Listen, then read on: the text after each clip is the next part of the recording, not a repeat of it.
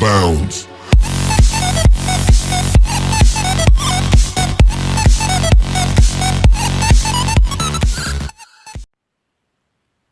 السلام عليكم، شلونكم شباب؟ اليوم رجعنا لكم فيديو جديد في قناة راك ستيشن، واليوم راح نشوفكم هجمة موارد.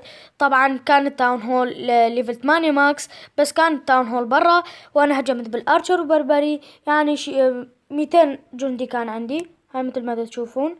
طبعا الهجمة اخذت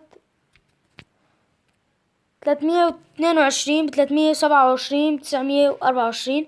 هسه خلينا نشوفكم الهجمة. طبعا على اخر لحظة نزلت الكينج، بس خلي لنسرع حتى تفهمون الهجمة. بس هو كان حاطط يعني الموارد كلها برا، مخازن اللي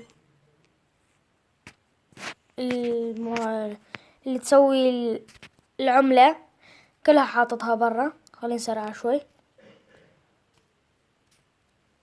ها مثل ما تشوفون.